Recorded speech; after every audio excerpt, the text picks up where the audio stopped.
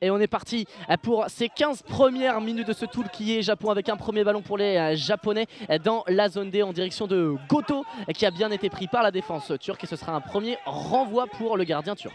Et la longue relance, elle était limite cette relance japonaise, elle a fait un rebond juste avant la ligne médiane puisque on le rappelle les relances de gardien n'ont pas le droit de rebondir directement dans la ligne, dans la surface opposée, il faut un rebond dans la surface de son équipe, ça a été le cas de la part du gardien japonais. Et Emre Aslan là il a une superbe occasion. Ouh, dans la zone D, le long de la barrière, il essaye Kawamura. Oh là là, il a fait danser le capitaine turc. Kawamura qui poursuit encore son effort. Oh là là, mais quelle technique, quelle technique. Il déborde sur le côté droit, il centre au deuxième poteau pour Hirabayashi. Hirabayashi qui contrôle ce ballon. Les Japonais là, ils ont vraiment la main mise sur le match. Et Hirabayashi qui déborde, qui frappe.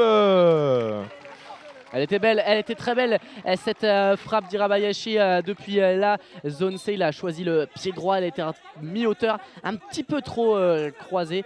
Ouais, et là c'est Ryo Kawamura qui tricote, qui tripote ce ballon. Voilà, Ryo Kawamura, oh là là, il fait danser les défenseurs turcs. Ouais, voilà, là ils sont obligés de lui mettre la main dessus, mais il n'y arrive pas. Kawamura, la frappe, il avait fait un énorme festival. Ouais. Ouais, et il y a eu un gros choc entre la barrière et le numéro 5 japonais. Et là, c'est le numéro de Recep Aydeniz qui mettait un gros pressing. C'est bien dégagé par le gardien et sur son joueur. C'est la mi-temps. Pas de but, mais beaucoup d'intensité et un gros duel entre les deux équipes. Mohamed Ali Oktem, le numéro 9, est bien là également. Hassan Sataï a le ballon entre les pieds à réaliser l'engagement aux côtés de Recep Aydeniz. C'est parti pour cette deuxième période, 0-0 entre Turcs et Japonais. 15 dernières minutes pour ce quatrième match du Blind Football Grand Prix de France 2023. C'est fait, Sasaki qui va pousser le ballon. On est parti pour la conduite de balle de Kawamura.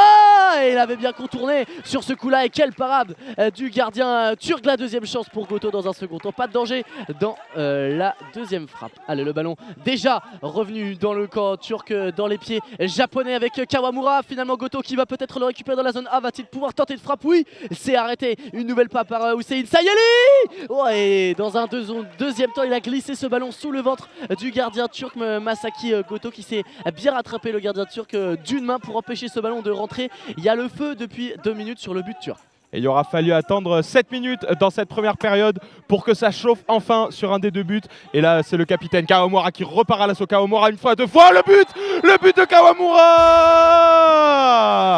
7 minutes de jeu dans cette seconde période et les Japonais qui sont récompensés de leur effort depuis une grosse minute, 2 minutes quasiment. 3 frappes consécutives arrêtées par Hussein et Sayele. Ça finit par payer par l'intermédiaire du capitaine Ryo Kawamura qui d'une frappe à ras de terre, pied gauche, vient trouver les filets. C'est très bien fait et c'est finalement un petit peu paradoxalement sur un effort individuel que le capitaine japonais vient trouver la faille.